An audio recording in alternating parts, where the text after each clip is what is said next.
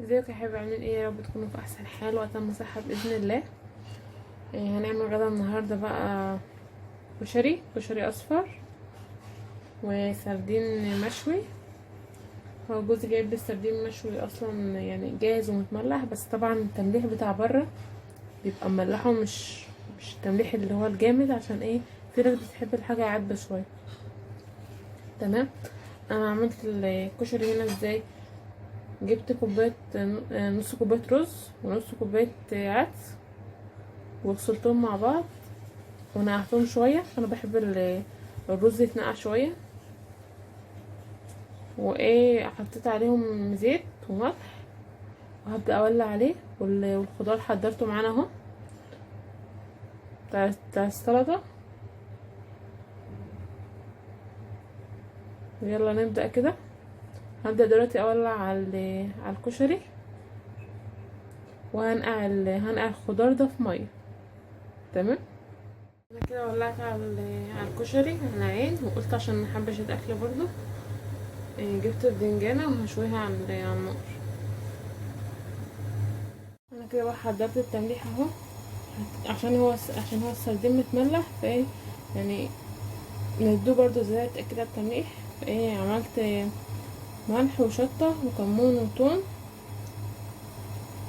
التوم طبعا حطيته بقشره وشوية مية ودوبتهم كده، ولعت عليهم. متستغربوش من شكل الصينية يا جماعة، دي صينية نوجة اكيد يعني. دخلت سرقتها من عندها عشان اعمل فيها التمليح. ماشي. وده السردين معانا اهو، هبدأ افتحه.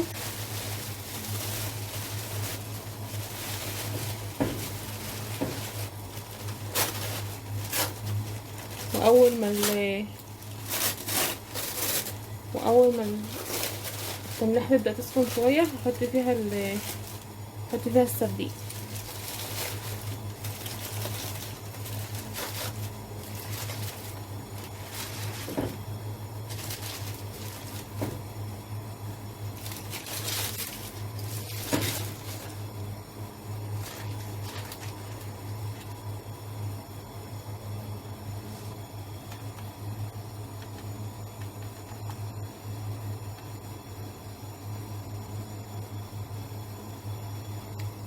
وطبعا البدنجانة انا دورتها اني حاطينها عشان تستوي. هبدأ بقى كده بسمي احط السردين في التمية.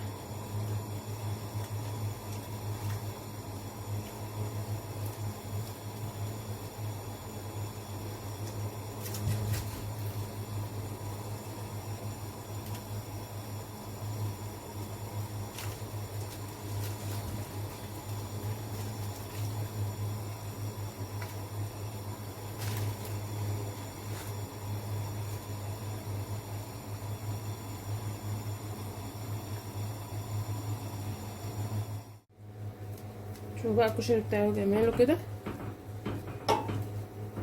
عايز بس سمنة على النار كده، وبعد كده هنطفي عليه.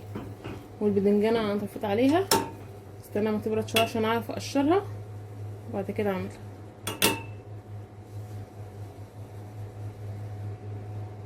كده الغدا بتاعنا خلص اهو. الكشري اللي انا عملته والسردين بعد ما طلعته من التمليحه عصرت عليه ليمون.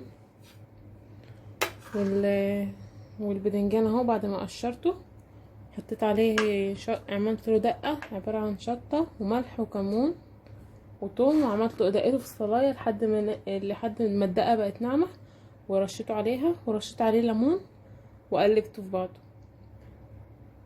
والجرجير اهو.